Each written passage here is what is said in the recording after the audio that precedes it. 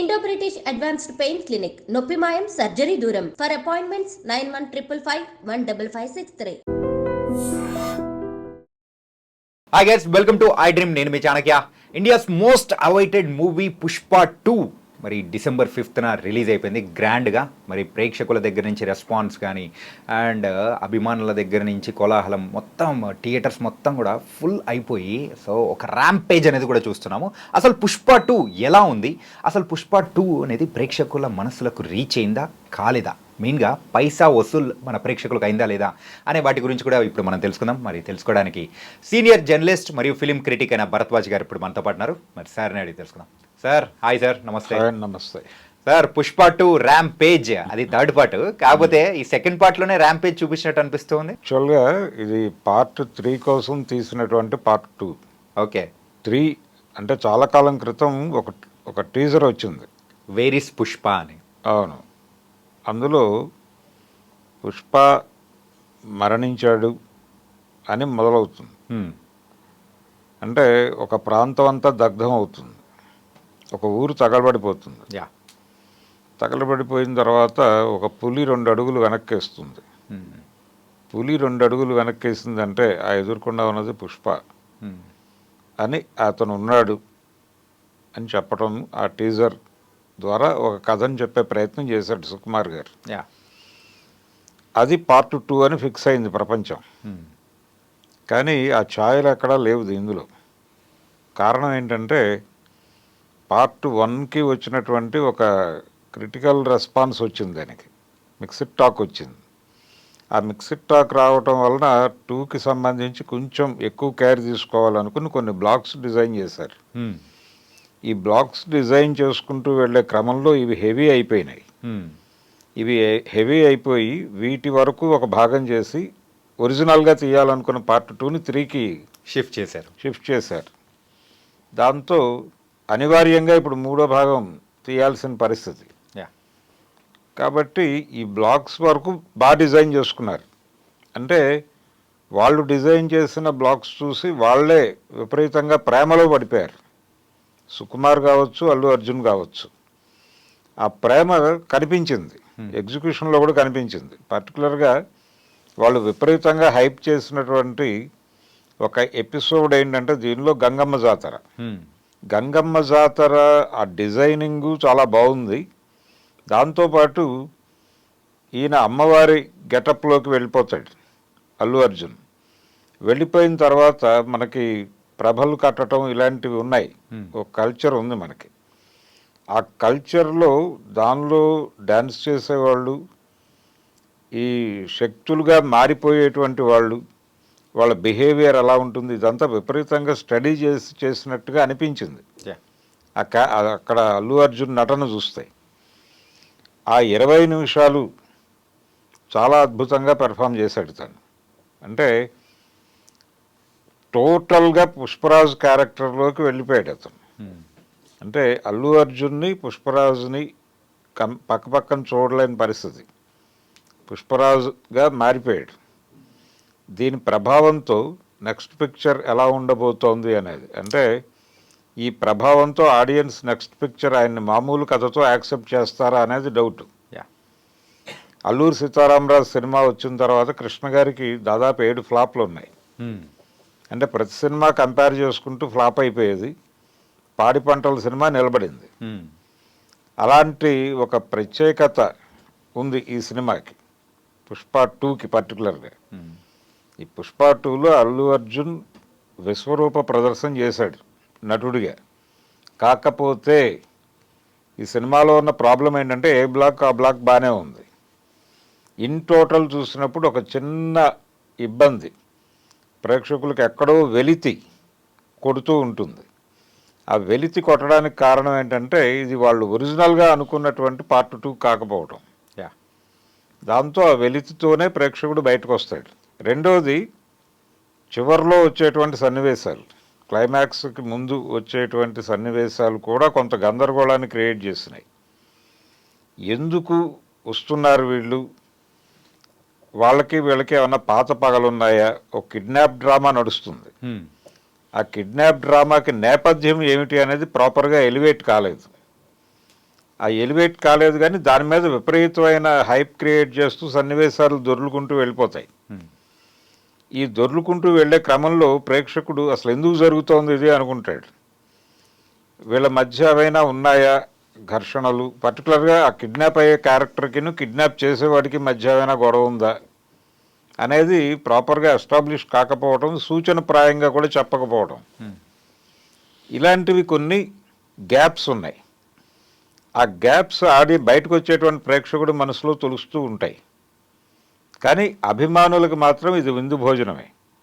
దీనిలో రాజకీయం ఉంది, రాజకీయ వ్యాపారం ఉంది, వ్యాపారమయమైపోయినటువంటి రాజకీయం ఉంది, అన్నీ కలిసి ఉన్నాయి సినిమాలో. ప్రతి క్యారెక్టర్ని ప్రత్యేకంగా డిజైన్ చేశారు. క్యారెక్టర్ డిజైనింగ్ మీద చాలా శ్రద్ధ పెట్టారు. ఒక టీం పనిచేసింది దానికి. జగపతి బాబు క్యారెక్టర్ కావచ్చు, ప్రతి క్యారెక్టర్ అది ఎలా ఉండాలి, ఇంతకుముందు ఆ నటుడు చేసినటువంటి ఇతర పాత్రల ప్రభావం ఎక్కడా లేకుండా చూసుకున్నారు. ఇక్కడైతే మెయిన్గా కొత్త జగపతి బాబు గారిని కూడా చూసినట్టు అనిపిస్తూ ఉంది. నిజమే అది. అంటే ప్రతి క్యారెక్టర్ని అలా డిజైన్ చేశారు. అయితే మనకి షకావత్ క్యారెక్టర్ దీనిలో కీలకం. ఒక రకంగా కొంత సినిమా మనకి ఒక వీడియో గేమ్ తరహాలో నడుస్తుంది, హైడ్ అండ్ సీక్ డ్రామా. అంటే ఇతని వ్యూహము అతని ప్రతి వ్యూహంగా నడుస్తుంది చాలా వరకు కథ. ఈగో క్లాష్, ఈ ఈగో క్లాష్ మధ్యకి రాజకీయం, ఈ రాజకీయానికి ఒక పునాది, ఆ పునాది మీద దెబ్బ కొట్టడానికి ఇతను చేసే ప్రయత్నం, ఆ ప్రయత్నాన్ని ఎలా పుష్ప అడ్డుకున్నాడు అనేది. ఈ హైడ్ అండ్ సీక్ గేమ్లో చాలా సీన్లు బాగానే డిజైన్ చేశాడు, కానీ డైరెక్టర్ గారు కొన్ని ప్రేక్షకులు ముందే ఊహించేవిగా ఉన్నాయి. అంటే పర్టికులర్గా ఆ ఎర్రచందనాన్ని సరిహద్దులు దాటించేటువంటి సన్నివేశాలు, దాని మీద ఎక్కువ శ్రద్ధ పెట్టాడు. కానీ ఆడియన్స్కి అర్థమైపోతూనే ఉంటుంది. అంటే పుష్ప రూల్ అనేది టైటిల్ పెట్టారు, బాగానే ఉంది. పుష్పకి ఎదురు నిలబడేటువంటి ఒక బలమైనటువంటి విలన్ ఉండాలి కదా. ఆ విలన్ క్యారెక్టర్ని డిజైన్ చేయటంలో ఎక్కడో చిన్న తడబాటుకి లోనయ్యాడు డైరెక్టర్ గారు. అండ్ ఇంకోటి ఏంటంటే పుష్పరాజ్కి ఉన్న కాన్ఫ్లిక్ట్స్, ఎక్కువ మంది విలన్స్, అది కూడా ఒక చిన్న టైప్ ఆఫ్ కన్ఫ్యూజన్ తీసుకొచ్చే అవకాశాలు ఉంటాయంటారా? డెఫినెట్గా. అంటే టూ మెనీ విలన్స్ ఉన్నారు అక్కడ, సో మెనీ విలన్స్ ఉన్నారు. ఉండటం వలన ఒక్కొక్కళ్ళు ఒక్కొక్క యాంగిల్లో వ్యతిరేకిస్తూ ఉంటారు. కానీ ఎవరూ కూడా ప్రాపర్ విలన్గా, అంటే ఇతనితో పోటీ పడగలిగినటువంటి పరిస్థితిలో కనిపించరు. రెండోది, వాళ్ళ మధ్య టీజింగ్ నడుస్తూ ఉంటుంది విలన్స్ మధ్య. ఆ టీజింగు, ఇతను హై హ్యాండెడ్నెస్, ఇవన్నీ కలిసి పుష్ప రూల్ చేస్తున్నాడు ఈ సామ్రాజ్యాన్ని అని ప్రేక్షకుడు ఫిక్స్ అయిపోతాడు. అతను ఒక అద్భుతమైనటువంటి వ్యూహం పన్నాడు ఇతన్ని కంట్రోల్ చేయటానికి అని కొన్ని సీన్స్ నడుస్తాయి షకావత్. కానీ ప్రేక్షకుడు దాంతో ఇన్వాల్వ్ అవడు. ఇతనేదో డ్రామా నడుపుతున్నాడు, కానీ పుష్ప 2 నిమిషాల్లో ఛేదించేస్తాడు ఇది అని ఆడియన్ ఫిక్స్ అయి ఉంటాడు. అదే జరుగుతుంది అక్కడ. ఇలా ప్రేక్షకులు ఊహించుకోవటానికి ఈ కన్వీనియంట్గా ఉండేటువంటి సన్నివేశాలు కల్పించడం అనేది కూడా దర్శకుడు ప్రాపర్ కేర్ తీసుకోలేదు అనటానికి ఉదాహరణ. ఆయన శ్రద్ధ అంతా కూడా ఈ బ్లాక్స్ మీద పెట్టేశాడు. ఆయన కొత్తగా ఉంటుంది అని ఫీల్ అయినటువంటి బ్లాక్స్ కొన్ని ఉన్నాయి, ఆ గంగమ్మ జాతర ఇలాంటివి. వాటి మీద ఎక్కువ శ్రద్ధ పెట్టారు, వాటి డిజైనింగ్ మీద ఎక్కువ శ్రద్ధ పెట్టారు, ఫోకస్ పెట్టారు. దాంతో వాటిని చెక్కటంతో అయిపోయింది ఆయనకి. కానీ ప్రేక్షకులు ఏమైపోతారు, థియేటర్లో కూర్చున్న అభిమానులు ఓకే, అభిమానులకి ఇది విందు భోజనమే. కానీ సాధారణ ప్రేక్షకుడు పరిస్థితి ఏమిటి? సాధారణ ప్రేక్షకుడు కూడా సినిమా మీద వీళ్ళు క్రియేట్ చేసినటువంటి హైప్ నుంచి 1000 రూపాయలు 1200 పెట్టి టికెట్లు కొనుక్కుని లోపలికి వెళ్ళారు. ఆ లోపలికి వెళ్ళి కూర్చున్న వాళ్ళ పరిస్థితి ఏమిటి, వాళ్ళు ఎలా రిసీవ్ చేసుకుంటారు దీన్ని అనేది చూడాలి. అక్కడ కొంత గందరగోళం అయితే ఉంది సినిమాలో. కానీ ప్రొడక్షన్ వాల్యూస్ కానీ నటనాపరమైనటువంటి విలువలు కానీ చాలా అద్భుతంగా ఉన్నాయి సినిమాలో. ప్రతి ఒక్క ఆర్టిస్టు, ప్రతి ఒక్కరూ చాలా బాగా పెర్ఫామ్ చేశారు. ఓకే, ప్రతి క్యారెక్టర్ నుంచి అద్భుతమైనటువంటి నటన రాబట్టుకోగలిగాడు ఆయన. ముఖ్యంగా రష్మిక యా రష్మిక క్యారెక్టర్ని చాలా బాగా డిజైన్ చేశాడు తను. నాకు ఆ సీన్స్ చూస్తూ ఉండగా శివ సినిమా గుర్తొచ్చింది. దానిలో కూడా ఒక తరహా డాన్ క్యారెక్టరే నాగార్జునది. నాగార్జునకి అమలకి మధ్య ఇంటిమేట్ సీన్స్ చాలా బాగా వర్కౌట్ చేశాడు ఆయన రామ్ గోపాల్ వర్మ. ఆ ఇన్ఫ్లుయెన్స్ ఏమైనా ఉందా సుకుమార్ మీద అనిపించింది. ఒక రియల్ కపుల్ మధ్యలో ఎలా ఉంటుందో సేమ్ స్క్రీన్ మీద కూడా ఆ టైప్ ఆఫ్ ప్రెజెన్స్ అనేది కూడా చూపించారు. అలా చూపించాడు. అయితే కొంచెం ఎక్కడో యానిమల్ ధోరణులు కూడా కనిపిస్తాయి. కొంచెం వైల్డ్ టచ్ ఉంది ఆ షార్ట్స్లో. ఓకే, అదంతా పాన్ ఇండియా స్కేల్ సినిమాలో అవన్నీ అనివార్యం అని అనుకుని సర్దుకొని వెళ్ళిపోవడమే. ఒక లార్జ్ స్కేల్ సినిమా చాలా విపరీతంగా డబ్బులు ఖర్చు పెట్టి తీశారు. ఖర్చు కనిపించింది సినిమాలో, ఖర్చు కనిపించింది. అల్లు అర్జున్కి పూర్తి స్థాయి తృప్తినిచ్చినటువంటి సినిమా. ఆయన అభిమానులు హ్యాపీగా ఉన్నారు. సాధారణ ప్రేక్షకుడికి సినిమా ఏ మేరకు ఎక్కుతుంది అనేది పక్కన పెడితే ఈ సినిమాకి సంబంధించి వాళ్ళు ఒక గోల్ పెట్టుకున్నారు, 2000 crore అనేది. ఆల్రెడీ 1060 crores ప్రీ రిలీజ్ ఇదే అయిపోయింది, బిజినెస్ అయిపోయిందని చెప్తున్నారు. అంటే థియేటర్కల్ బిజినెస్ అయిపోయింది అని. అంటే కనీసం 15 నుంచి 1600 కోట్లు వస్తే తప్ప అది వర్కౌట్ అవ్వదు. అది వర్కౌట్ అయితే వాళ్ళు బాహుబలి 2ని క్రాస్ చేసినట్టే. ఇంకా టార్గెట్ రీచ్ అవడానికి ఇంకొక 400 కోట్లు కావాలి వాళ్ళు. నైట్ మూవీ అయిన తర్వాత సో అప్రాక్సిమేట్లీ 9:30 ప్రీమియర్స్ పడితే 1 o'clock ఆ టైంలో హిందీ రివ్యూస్ ఇచ్చే తరుణ్ ఆదర్శ్ గారు దాని గురించి ట్విట్టర్లో పోస్ట్ చేశారు.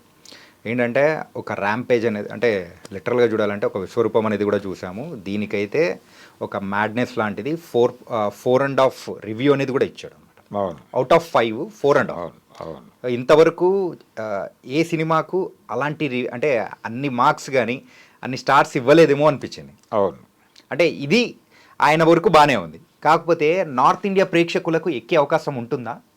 నార్త్ ఇండియాలో రిసెప్షన్ నార్మల్గానే మొదలైంది. బీభత్సమైనటువంటి హైక్లో అయితే లేదు, చాలా నార్మల్గానే మొదలైంది. క్రమంగా పెరిగే ఛాన్సెస్ కనిపిస్తున్నాయి. అంటే అక్కడి నుంచి వస్తున్నటువంటి రివ్యూస్కి, సౌత్ నుంచి వస్తున్నటువంటి రివ్యూస్కి పార్ట్ 1 లాగానే చిన్న వైరుధ్యం కనిపిస్తోంది. అభిప్రాయ ప్రకటనలు థియేటర్లోంచి బయటకు వచ్చినటువంటి ప్రేక్షకుడు మాట్లాడే టోన్లు ఇక్కడ మాట్లాడుతున్నటువంటి ఆడియన్స్ టోన్కి, అక్కడ మాట్లాడుతున్న ఆడియన్స్ టోన్కి తేడా కనిపిస్తోంది. వాళ్ళ కొంచెం ఈ దీనిలోకి మ్యాజిక్ వరల్డ్లోకి వచ్చారు. Okay, north audience. South audience కొంచెం క్రిటికల్గానే ఉన్నారు. అయినప్పటికీ అభిమానులు బుల్డోజ్ చేసుకుంటూ వెళ్ళిపోతున్నారు సినిమాని భుజాన్ని వేసుకుని. అది కనిపిస్తోంది చాలా స్పష్టంగానే. వాస్తవంగా వాళ్ళు అనుకున్న రికార్డులు రీచ్ అవుతుందా లేదా, వాళ్ళ టార్గెట్ రీచ్ అవుతుందా లేదా అనేది అయితే ఇంకో 2 days ఆగితే కానీ క్లారిటీ రాదు. ఇప్పటికీ ఆ సినిమా గురించినటువంటి ఒక మేనియా నడుస్తోంది. ఈ మేనియా, ఈ ఫీవరు ఇవన్నీ క్రియేట్ చేయడానికి వాళ్ళు చాలా కష్టపడ్డారు. ఇప్పుడు రకరకాల కాంట్రవర్సీలు కూడా రైజ్ అవుతున్నాయి ఈ సినిమా నుంచి, ఈ సినిమాలో ఉన్న డైలాగుల నుంచి. అవి సినిమాని ఏమైనా నిలబడతాయా అనేది చూడాలి. ఇప్పుడు పర్టికులర్గా ఒక డైలాగ్, అంటే మెగా కాంపౌండ్కి అల్లు కాంపౌండ్కి మధ్య ఒక ఘర్షణ నడుస్తోంది. అది కొంచెం చల్లబరిచేటువంటి ప్రయత్నం అరవింద్ గారు చేశారు మొన్న ప్రీ రిలీజ్ ఈవెంట్లో. హైదరాబాద్లో జరిగిన ప్రీ రిలీజ్ ఈవెంట్లో ఆయన మగధీరా ప్రస్తావన తీసుకొచ్చి కొంత వాతావరణాన్ని చల్లబరిచే ప్రయత్నం చేశాడు. కానీ ఈ సినిమాలో ఒక డైలాగ్, బాస ఎవడికి బాసు, వాడికి, వాడి కొడుక్కి, వాడి తమ్ముడికి, అందరికీ కలిపి నేనే బాసు అంటాడు. ఇండస్ట్రీలో బాస్ అని ఎవరిని అంటారో అందరికీ తెలుసు. బాస్ గారు నటనా రంగంలోనే ఉన్నారు, ఆ బాస్ గారి కుమారుడు నటనా రంగంలోనే ఉన్నాడు, వారి తమ్ముడు నటనా రాజకీయ రంగాల్లో ఉన్నాడు. అంటే మెగా హీరోల గురించి ఆ డైలాగ్ వాడారా అనేటువంటి ఒక అనుమానం క్రియేట్ చేసేదిగా ఆ డైలాగ్ ఉంది. దాని మీద కొంత సోషల్ మీడియాలో డిస్కషన్ నడుస్తోంది. ఇలాంటి కాంట్రవర్సీస్ ఏమైనా సినిమాని కొంత ఇంకొంచెం లేపుతాయేమో చూడాలి. ఓకే, దాంతోపాటు భార్యకి ఇచ్చిన మాట అనే దాని మీద కొన్ని షార్ట్స్ నడిపాడు ఆయన. అసలు టోటల్ కథకి అండర్ కరెంట్ అదే. యా, అంటే తను ఒక కోరికగా కోరిన దీన్ని పట్టుకొని ఇతను ఇంత పెద్ద డిజైన్ చేస్తాడు. ఆవిడే షాక్ అవుతుంది విని. అంటే దీని మొత్తం ఈ టోటల్ సినిమా వెనకాల నువ్వు కోరిన కోరిక ఉంది అని చెప్పినప్పుడు, రావు రమేష్ క్యారెక్టర్తో చెప్పించినప్పుడు తను షాక్ అవుతుంది. ఇదంతా చూపించటం ద్వారా అంటే ఈ భార్య మాట వినేటువంటి భర్త అనే యాంగిల్లో 2 రకాల కథనాలు సర్క్యులేషన్లోకి వచ్చినాయి. ఒకటేమో ఆయన నంద్యాల పర్యటన, ఆయన కిచెన్ నుంచి డిజైన్ అయింది, దాన్ని ఆయన అక్కడ అక్నాలెడ్జ్ చేసే ప్రయత్నం చేశాడు ఈ సినిమాలో అనేది ఒక ప్రచారం. రెండో ప్రచారం మాజీ ముఖ్యమంత్రి, ఆంధ్రప్రదేశ్ మాజీ ముఖ్యమంత్రి, ఆయన కిచెన్ క్యాబినెట్, దాని గురించి ఈ సన్నివేశాలు కల్పించారు అనేది ఇంకొక కథనం. ఓకే, ఇలా కొన్ని సీన్స్ అయితే కొంచెం కాంట్రవర్షియల్గా ఒక డిస్కసివ్ పాయింట్లుగా నడుస్తున్నాయి బయట. అవి ఏవైనా సినిమాని నిలబడతాయేమో చూడాలి. ఓకే, ఇది ఓవరాల్గా పుష్ప 2. మనం కథ గురించి మాట్లాడుకోవద్దు, అవి అంటే అది లీక్స్ అయిపోతాయి. అంటే ఈ కథ ఇదొక ప్రత్యేకమైనటువంటి పద్ధతిలో డిజైన్ చేసుకెళ్ళాడు. ఆ డిజైనింగ్లో అతన్ని ఏదైతే ఊహించాడో దాన్ని తెర మీద ఆవిష్కరించడానికి అల్లు అర్జున్ చేసిన కృషి అసామాన్యం. నెక్స్ట్ లెవెల్కి తీసుకెళ్ళాడు అతను. ఈ సినిమాకి ఏ మేరకు సక్సెస్ వచ్చినా అది 100% బన్నీ కష్టమే. సుకుమార్ గారు ఇంకొంచెం కేర్ తీసుకుని ఉంటే బాగుండేది. ఎప్పుడైతే తను ఒరిజినల్ ఐడియాని పార్ట్ 3కి షిఫ్ట్ చేశారో, దీన్ని ఈ బ్లాక్స్ మీద నడపాలనుకున్నారు, ఈ బ్లాక్స్లో ఎటువంటి ల్యాగ్ లేకుండా చూసుకుంటూ ఇంకొంచెం కేర్ తీసుకుని ఉంటే బెటర్ కంటెంట్ ఇచ్చి ఉండేవాడు ఆయన. ఆ లోపం కనిపించింది సినిమాలో. నేను ఇందాక చెప్పినట్టుగా ఒక కన్ఫెషన్ షాట్ ఎలా తీయాలి అనేది ఒక చిన్న కన్ఫ్యూజన్ సినిమాలో. ఆ కన్ఫెషన్ స్టేట్మెంట్ ఇచ్చేటువంటి క్యారెక్టరు, ఆ కన్ఫెస్ అయినటువంటి తీరు ప్రేక్షకుల సహనానికి పరీక్షగా మారింది. ఇలాంటివి కొన్ని పరిహరించుకొని ఉండొచ్చు. ఓకే, ఇంకొంచెం తక్కువ నిడివిలో చెప్పచ్చు అది. అంటే మట్కా సినిమాలో కూడా హీరో గారు కన్ఫెస్ అవుతూ ఒక స్టోరీ చెప్తాడు. అది కూడా ఆడియన్స్ని కొంత ఇబ్బంది పెట్టింది, వాళ్ళ సహనాన్ని పరీక్షించింది. ఇలాంటి సందర్భాలు వచ్చినప్పుడు డైరెక్టర్లు డ్రామా పండించడం కోసమని అటువైపు మొగ్గుతున్నారు, కానీ అది డ్రామా పండించడం కంటే కూడా ప్రేక్షకుల సహనానికి పరీక్షగా మారుతున్నాయి. ఇలాంటివి కొన్ని పరిహరించుకుని ఉంటే నిడివి కూడా తగ్గేది. నిడివి తగ్గేది, ప్రేక్షకులు ఆ ఎమోషన్లో క్యారీ అయిపోయేవాళ్ళు. ఇవి పంటి కింద రాళ్ళలాగా తగులుతాయి ఇలాంటి షార్ట్స్. అలాగే పుష్ప ఇంటిలో ఉన్నటువంటి పాత్రలు, ఆ పాత్రల బిహేవియరు, దాని మీద నడిపినటువంటి సన్నివేశాలు కూడా కొంచెం పంట కింద రాళ్లే. ఓకే, ఇలాంటివి కొన్ని పరిహరించుకుని ఉంటే బాగుండేది సుకుమార్ గారు. ఓకే, ఇది టోటల్గా పుష్ప 2 సినిమా చూసిన తర్వాత నాకు అనిపించిన విషయాలు. Okay, nice sir. మొత్తానికైతే ప్రేక్షకుల వాళ్ళ అభిరుచి తగ్గట్టు ఈ పుష్ప 2ని అయితే సుకుమార్ గారు, బన్నీ గారు డిజైన్ చేశారు. కాకపోతే అసలైన పాయింట్ అనేది పుష్ప 3లో ఉండబోతుందని కూడా క్లారిటీగా చెప్పారు. So thank you so much sir. Thank you అండి. గైస్, పుష్ప 2 ఎలా ఉందో మరి సీనియర్ జర్నలిస్ట్ భరద్వాజ్ గారు చాలా చక్కగా చెప్పారు కదా. మరో ఇంటర్వ్యూతో మళ్ళీ కలుద్దాం. అంతవరకు take care. This is your Chanakya.